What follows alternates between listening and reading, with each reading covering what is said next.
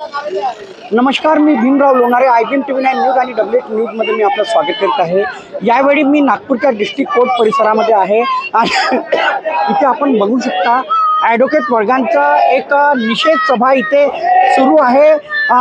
अहमदनगरमध्ये जी घटना घडलेली आहे, या पक्षकाराने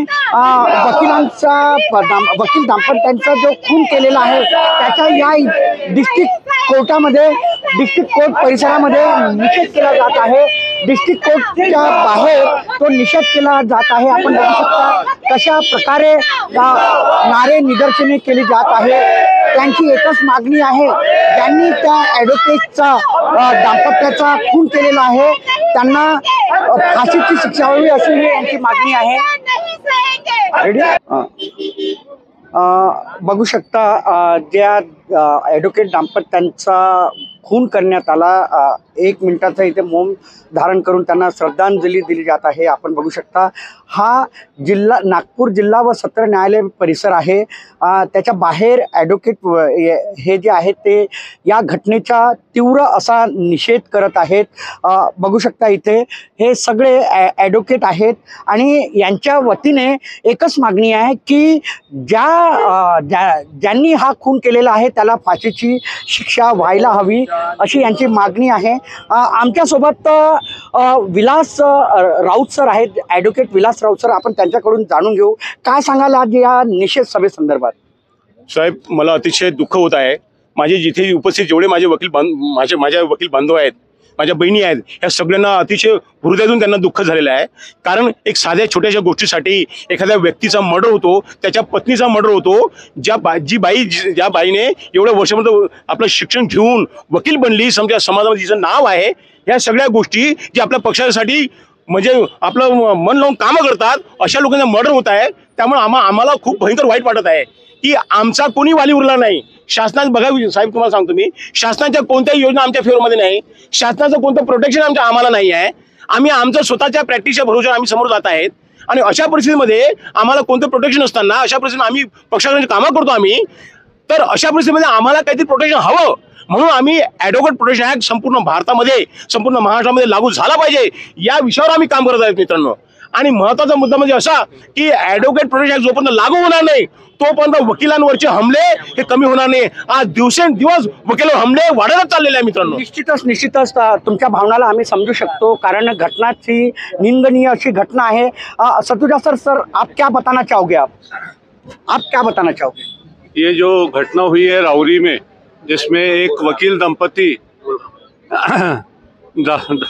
एडवोकेट राजाराम अवड़ और मनीषा अवड़ का जो हत्या हुई है, और वो हत्या जो है वो वहाँ के जो उनके क्लाइंट्स लोगों ने किए हैं, ये हत्या बहुत निंदनीय है।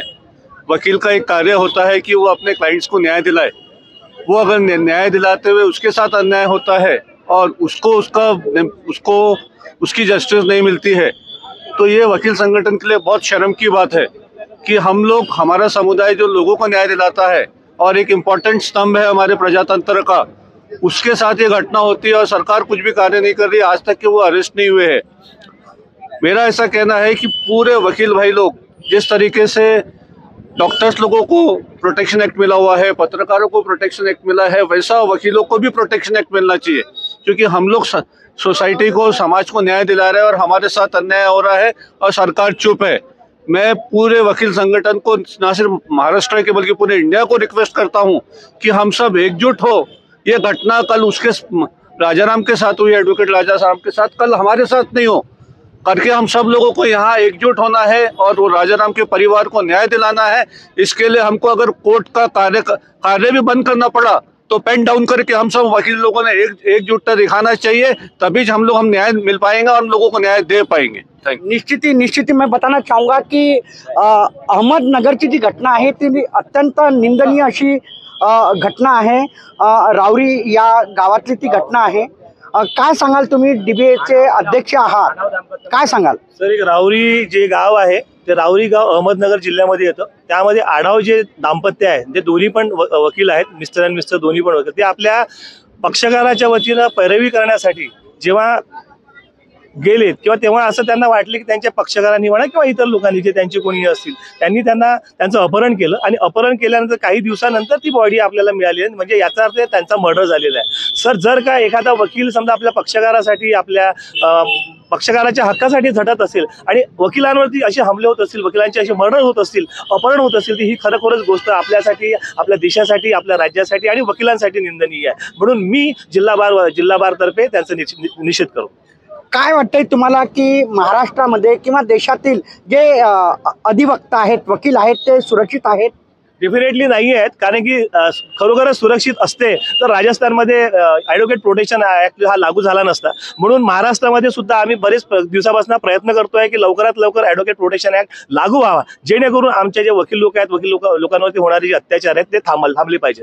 प्रत्येक लोकांसाठी हा संरक्षण कायदा आहे, जसं डॉक्टरांसाठी आहे, पत्रकारांसाठी आहे, बाकी इतरांसाठी आहे, तर वकिलांसाठी का नको? तर म्हणून वकिलांसाठी पण करायला पाहिजे. त्यासाठी राज्य सरकार का बरं एवढा उशीर करतोय याचं आम्हाला कळत नाही. पण ज्या पद्धतीने राजस्थानमध्ये लवकर ॲडव्होकेट प्रोटेक्शन ॲक्ट लागू झालेला आहे, त्याच धर्तीवर महाराष्ट्रामध्ये लवकरात लवकर व्हायला पाहिजे असं मला वाटते. अन्यथा वकील मंडळी यासाठी लवकरच धरणे आंदोलनाला सुरुवात करतात. तुम्ही काय सांगाल? एक समोर येऊ. हो, काय सांगाल तुम्ही मराठी? मी ॲडव्होकेट संगीता मेश्राम. माझं असं म्हणणं आहे की जर ॲडव्होकेट बाकीच्या लोकांच्या चांगुलपणासाठी अथवा त्यांना न्याय मिळवून देण्यासाठी जर इतकी मेहनत करतात तर ॲडव्होकेटला सुद्धा प्रोटेक्शन असायला पाहिजे. आम्ही मागच्या 6 महिन्यापासून ॲडव्होकेट प्रोटेक्शन ॲक्ट महाराष्ट्रामध्ये लागू करण्यासाठी प्रयत्न करतो आहे. आम्ही बरेच ठिकाणी अर्जसुद्धा दिलेले आहेत, परंतु अजूनही सरकारने त्याच्यावर काहीही निर्णय घेतलेला नाही. माझं हे म्हणणं आहे की लवकरात लवकर महाराष्ट्र सरकारने यावर विचार करून ॲडव्होकेट प्रोटेक्शन ॲक्ट महाराष्ट्रामध्ये लागू करावं आणि ही जी घटना राहुरीमध्ये झाली त्याचा मी पूर्णपणे निषेध करते. काय सांगाल तुम्ही? मी ॲडव्होकेट मृणाल मोरे बोलते आहे.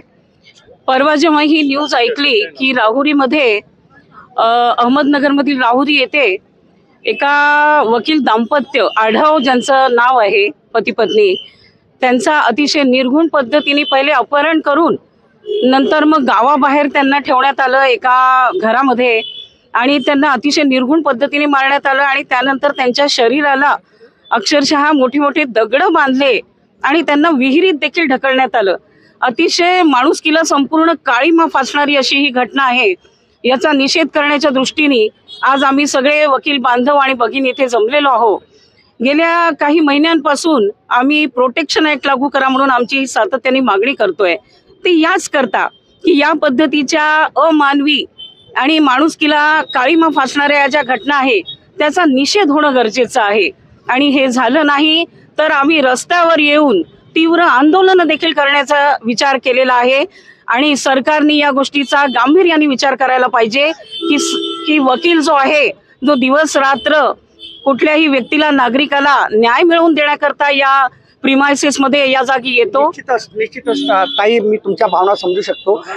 तुमचं काय नाव आहे? पहिलं आशीष पांडे है. काय सांगाल घटनेसंदर्भात? ये घटना इसकी मैं कड़ी निंदा करता हूँ और ऐसी घटना हमारे डीबीए के माध्यम से मैं बोलना चाहूंगा कि हमें वकीलों ने सारा काम बंद करना चाहिए और सुप्रीम कोर्ट और हाई कोर्ट ने स्वयं इस घटना का सुमोटो संज्ञान लेना चाहिए और पुलिस को, राज्य सरकार को कड़े डायरेक्शंस देना चाहिए और हम सब वकीलों को मिलके और भी पुलिस प्रोटेक्शन यहाँ कोर्ट में भी बढ़ाना चाहिए और हमारी मांगे अगर नहीं मानी गई तो हमने सबने काम बंद आंदोलन भी करना चाहिए और जरूरत पड़ने पे हम सब लोग संविधान चौक पर हमारे 8000 मेंबर्स लेके राज्य सरकार को वैसा ताकत भी हम दिखाना चाहेंगे हमारी. आप क्या बताना चाहोगे? मैं एडवोकेट CH शर्मा, अखिल भारतीय संयुक्त अधिवक्ता मंच नागपुर जिला अध्यक्ष और राष्ट्रीय कोर कमेटी सदस्य इस मंच का. मेरा मंच अधिवक्ता सुरक्षा कानून राजस्थान की तर्ज पर पूरे भारत में लागू हो, इस प्रयास के लिए कटिबद्ध है और पिछले 5-6 महीने से हम लगातार प्रयास कर रहे हैं. हमने माननीय कलेक्टर के माध्यम से, हमने अपने मुख्यमंत्री और प्रधानमंत्री महोदय इनको भी हमने ज्ञापन दिया है कि पूरे देश में अधिवक्ता सुरक्षा कानून लागू हो, क्योंकि अधिवक्ताओं के पर दिनों दिन हमले बढ़ते जा रहे हैं. और ये जो हमारे राहुरी अहमदनगर में जो ये हुआ है, ये तो एक अधिवक्ता परिवार, सामान्य परिवार नहीं है, एक अधिवक्ता परिवार, पति पत्नी है जो कार्यरत थे, जो न्यायालय में काम कर रहे थे। और जस्टिस डिलीवर्ड सिस्टम में वकील का बहुत बड़ा योगदान होता है। यदि वो वकील सुरक्षित नहीं है तो फिर इस देश में कौन सुरक्षित है? और इसलिए इस आंदोलन को और इसलिए इस एडवोकेट प्रोटेक्शन एक्ट को लागू करना ये हमारी प्राथमिक जिम्मेदारी है साथियों। निश्चितच एक शॉर्ट मध्ये सांगा तुम्ही काय या घटनेचा तुम्ही निषेध करत आहात, काय मागणी आहे तुमची? नाव सांगा. माझं मी ॲडव्होकेट नितीन कुमार रोडे. मागील 1 वर्षापासून जेव्हा वर्ध्यामध्ये एका वकील भगिनीवर सुऱ्याने हल्ला झाला होता तेव्हापासनं ॲडव्होकेट विलास राऊत आणि आम्ही सगळे ह्या ॲडव्होकेट प्रोटेक्शन ॲक्ट लागू व्हावा म्हणून आम्ही वर्षभरापासून कार्य करत आहोत.